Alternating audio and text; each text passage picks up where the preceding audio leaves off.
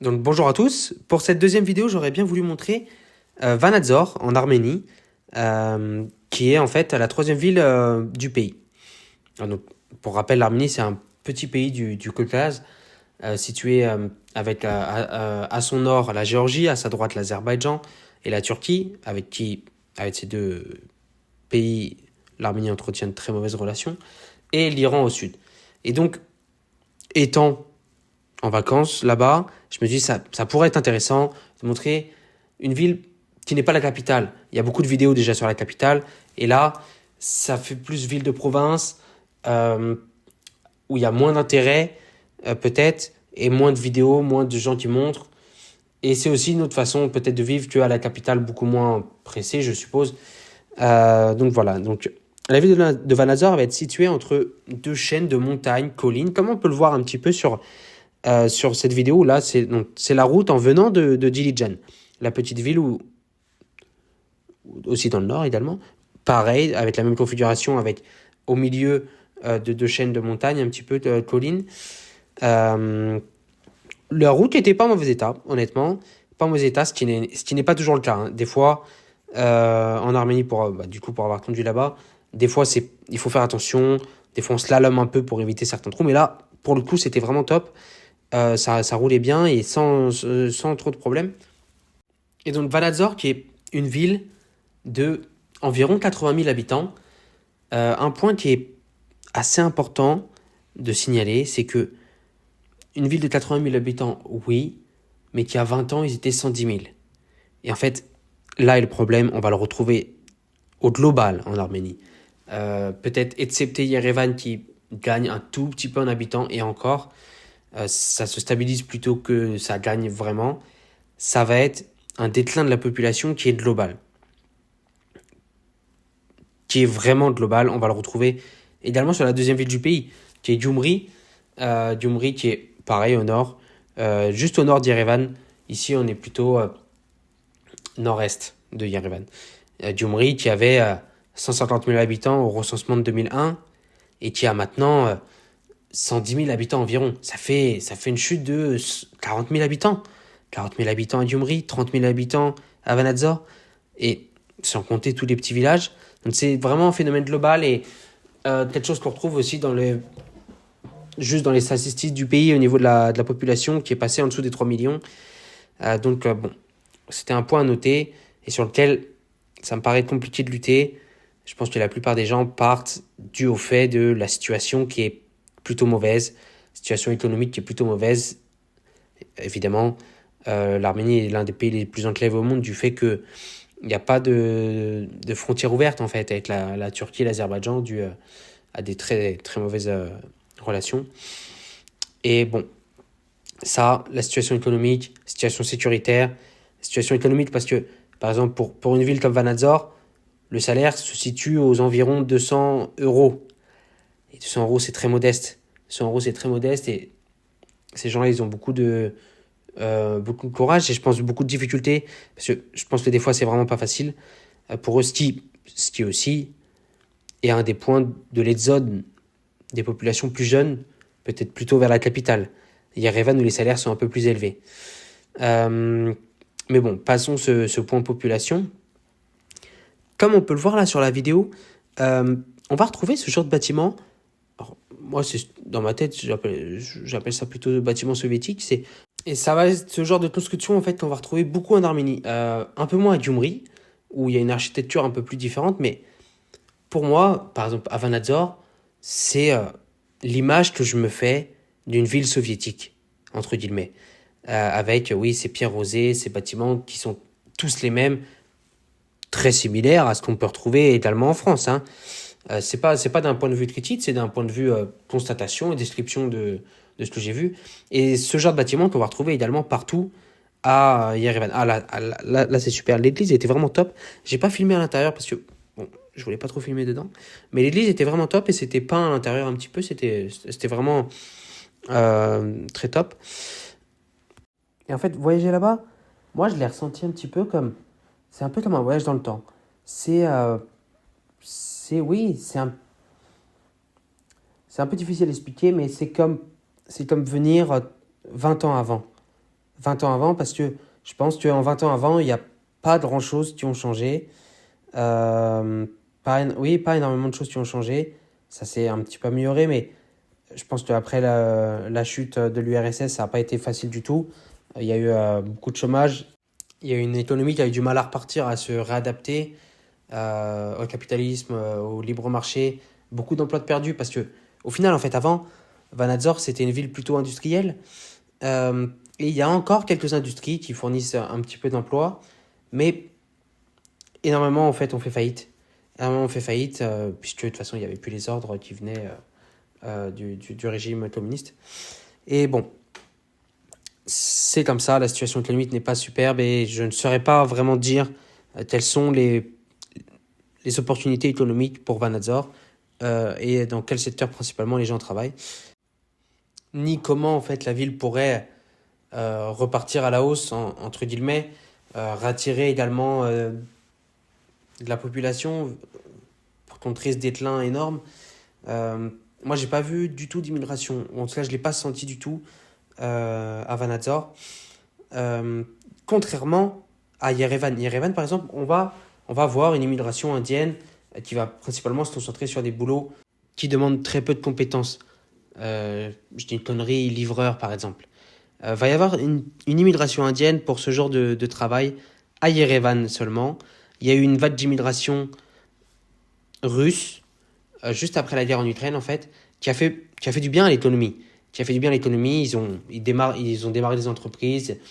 Certains étaient très éduqués, entre guillemets, avec diplôme, etc.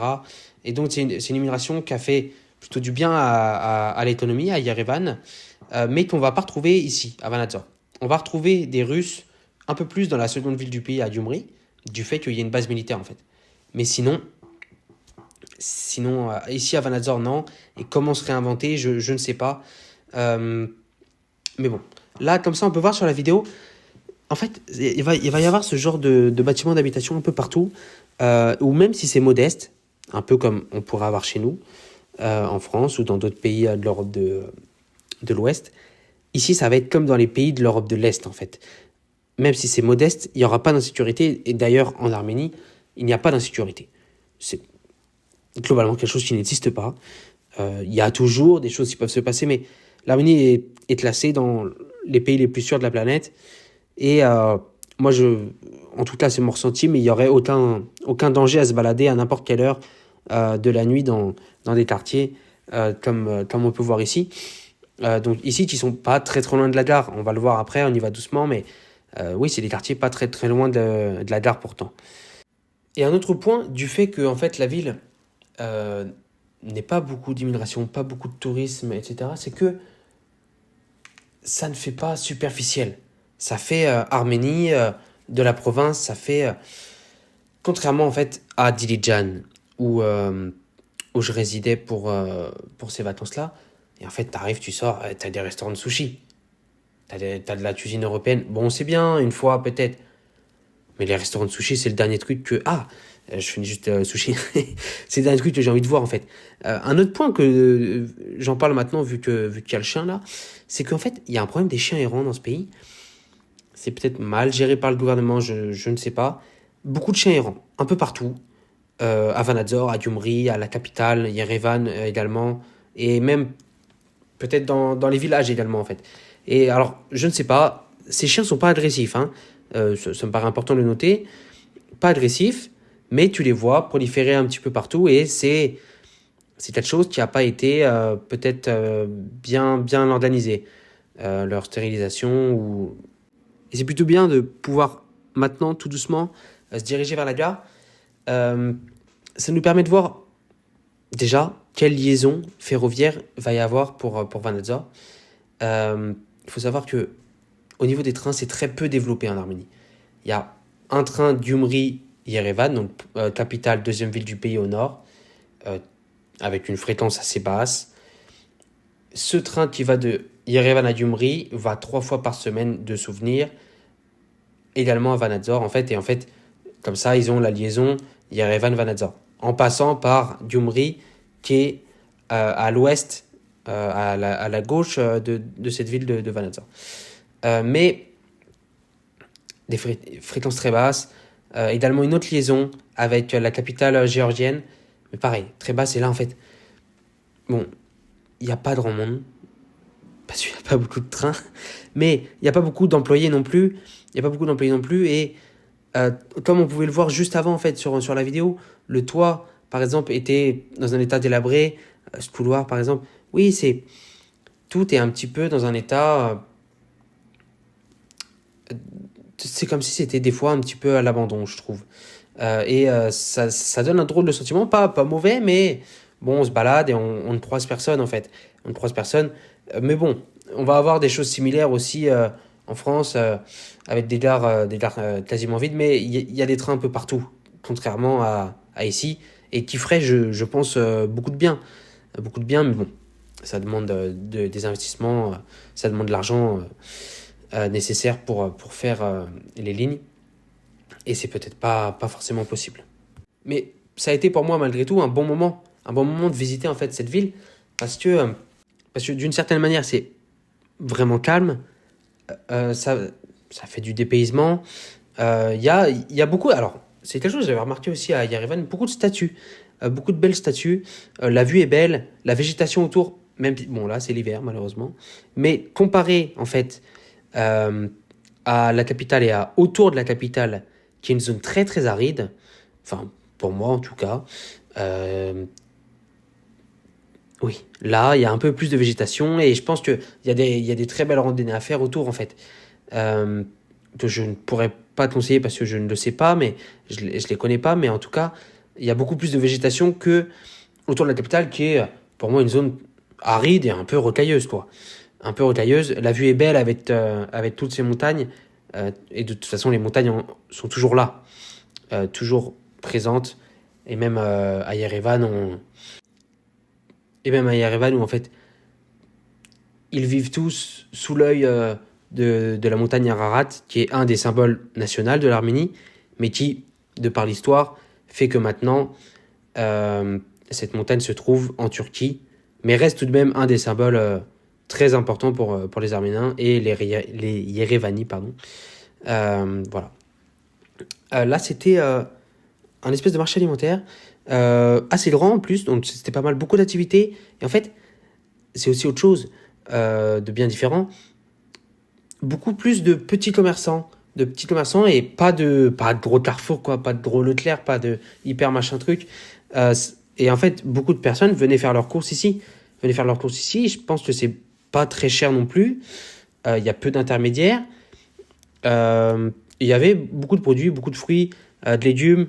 Et au niveau de cette production agricole, il faut savoir que l'agriculture représente une part importante du PIB de l'Arménie, PIB qui n'est pas très élevé, mais qui est beaucoup orienté sur l'agriculture.